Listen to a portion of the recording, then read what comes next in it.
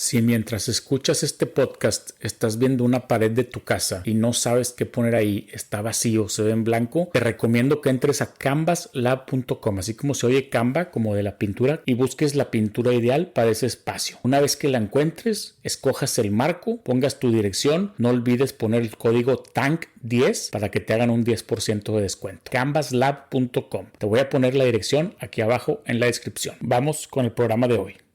Bienvenidos a este capítulo especial de Tankformativo el miércoles de Tank Stories, en donde vamos a entrar a hablar sobre el tema del Papa Francisco. El pobre Papa Francisco está en el hospital, está internado con un cuadro de neumonía y pues ya la gente, obviamente, como el Papa tiene 88 años, Luego empiezan con los temas de qué pasa si se muere el Papa, que quién sigue, quiénes son los candidatos, etcétera. Y también pues el otro tema, pues como está la película de Cónclave que está nominada al Oscar y esta película es sobre la muerte del Papa y la sucesión papal, pues obviamente la gente empieza a especular, ¿no? Entonces vamos a hablar un poquito sobre todo este tema del Cónclave, de la sucesión papal, de los procesos y al final, como lo saben en la historia, vamos a hablar también sobre el tema del Papa Negro y el fin del mundo.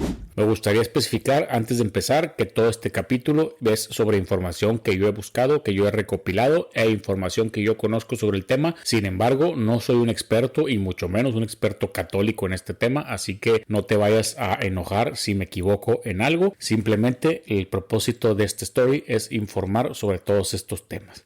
Primero de nada, ¿qué pasa cuando se muere un papa? Se realiza el cónclave papal, es el proceso mediante el cual los cardenales de la Iglesia Católica eligen a un nuevo papa cuando la sede apostólica queda vacante, ya sea por el fallecimiento o renuncia del pontífice. Esto lo explican perfectamente en la película de Cónclave. Si no lo has visto, lo hacen de maravilla. Toda la primera parte de la película aborda este tema de la sucesión papal en caso de una muerte. El cónclave se activa cuando la Santa Sede quede vacía de acuerdo al fallecimiento del Papa o la renuncia del Papa, como ocurrió con Benedicto XVI en el año 2013. El camarlengo organiza el cónclave. El camarlengo es un término de una de las personas que están dentro del Vaticano, que es el que se encarga de organizar este cónclave, asegurándose de que todo esté listo para la elección del nuevo Papa. Durante este tiempo se realizan reuniones de cardenales para debatir sobre los desafíos de la Iglesia y las características del próximo pontífice. Se toman medidas de seguridad para evitar filtraciones o influencias externas a la elección. Esto también sale en la película de Cónclave. Ahora, esto es importante, solo los cardenales menores de 80 años pueden participar en la elección. Los electores son trasladados a la Casa Santa Marta dentro del Vaticano, donde permanecen aislados hasta que se elige al nuevo Papa. Se dirigen en procesión a la Capilla Sixtina, donde juran mantener secreto absoluto sobre lo que ocurre en el cónclave. El nuevo papa es elegido por votación secreta bajo reglas estrictas. Cada cardenal escribe el nombre de su candidato en una papeleta y lo deposita en una urna sobre el altar. Se leen en voz alta los votos y se contabilizan, y para elegir a un papa se requiere una mayoría de 2/3 de los votos. Todo esto también lo ven en la película de Cónclave. Si no hay un papa electo, se queman las papeletas con una sustancia química para generar humo negro, lo que indica que no se ha alcanzado un consenso. Cuando el candidato obtiene los votos necesarios, se queman las papeletas con la sustancia que produce humo blanco, anunciando la elección del nuevo papa. Cuando el candidato es anunciado, el cardenal decano se acerca y le pregunta si acepta su elección canónica como sumo pontífice. Después de esto, si acepta, elige su nombre papal con el que será conocido y se hace el anuncio oficial con la famosa frase Habemus Papam. El cónclave más largo de la historia duró 2 años y 9 meses. Estamos hablando del año 1268, debido a la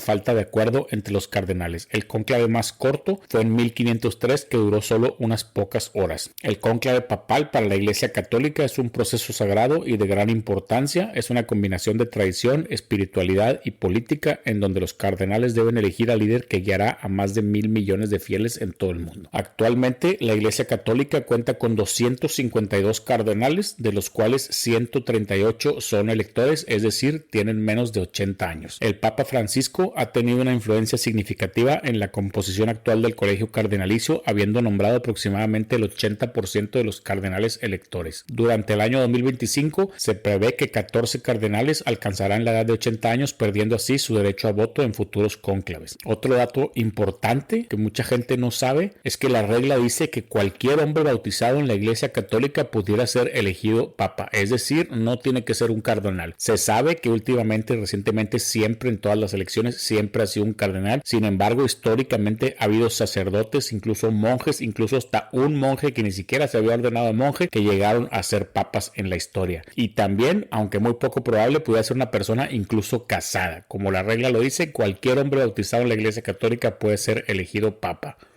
Pero no se preocupen, lo más probable es que sea un cardenal. Hasta la fecha, los candidatos favoritos a ser papas incluyen al cardenal mexicano Carlos Aguiar Retes, de 75 años, al cardenal Gerhard Ludwig Müller, de alemán, de 77 años, a Raymond Leo Burke, de Estados Unidos, de 76 años, a Peter Turkson, de Ghana, de 76 años, es uno de los favoritos y sería el primer papa afroamericano, y es con todo el tema que vamos a hablar ahorita al final. Peter Erdo, de Hungría, que tiene 72 años, William Eich, de Países Bajos, que tiene 71 años, Matteo Zuppi, de Italia, de 69 años, y los últimos dos que también son súper favoritos son Luis Antonio Tagle, de Filipinas, que tiene 67 años, y Pietro Parolin, de italiano, que tiene 70 años y es el secretario de Estado del Vaticano y diplomático de carrera. Así que estos son los favoritos, como quiera, a final de cuentas son favoritos porque las casas de apuestas así lo dicen. Sin embargo, la teoría de lo que es el cónclave papal dice que hoy